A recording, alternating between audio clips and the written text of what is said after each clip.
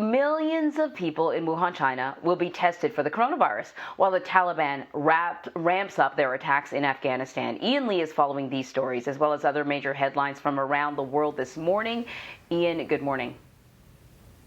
Good morning, Amory. Yeah, this stage of the Taliban's advance is a big deal. So far, we've seen the Islamist group take large swaths of the countryside. Now they're going for major cities. The militants have set their sights on 3 provincial capitals, including Afghanistan's second largest city, Kandahar. In Helmand province, heavy fighting is taking place in and around Lashkar.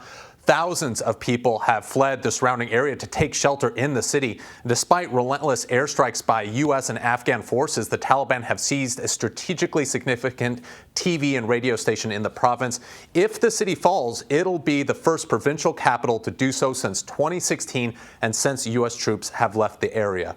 We are moving on to Ukraine, where an exiled Belarusian activist was found hanging in a park near his home earlier today. Police in Kiev have launched a murder investigation. Vitaly Shivshov started an organization to help his people flee persecution in Belarus. His partner reported him missing Monday after he didn't return from a run. Shivshov had been warned about possible threats, including being kidnapped or killed. He had previously said he felt like he was under constant surveillance since he left Belarus last year. Next, we are in China, where the coronavirus was first detected. Authorities in Wuhan say they'll test the entire population of 11 million people for COVID-19 after detecting a handful of positive cases. The city recently recorded its first locally transmitted cases in more than a year. China is currently seeing its biggest COVID outbreak in months, with more than 300 cases over the past 11 days. Beijing blames the more contagious Delta variant, as well as people going on vacation. The virus has spread to a number of provinces, including the capital, Beijing.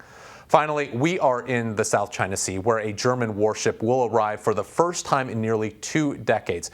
It joins other Western nations who are expanding their military presence to counter China's growing territorial ambitions. Beijing claims nearly all of the South China Sea and has built military outposts on artificial islands to protect its control. The problem is its claim overlaps with several countries in the region. The U.S. Navy regularly challenges China's claims by conducting freedom of navigation operations close to these contested islands. And Amory, despite an international tribunal rejecting China's claim to large parts of the sea, Beijing has forged ahead by expanding its military presence, and that is going to be a source of tension for the foreseeable future. Yeah, and you add that to the news that we've been hearing over the summer that China is continuing to build additional nuclear weapon silos across the country. Now, just because they're silos doesn't mean there's anything in there, but it certainly sort of begs the question, just what does China have planned moving forward on the world stage? Ian, thank you so much.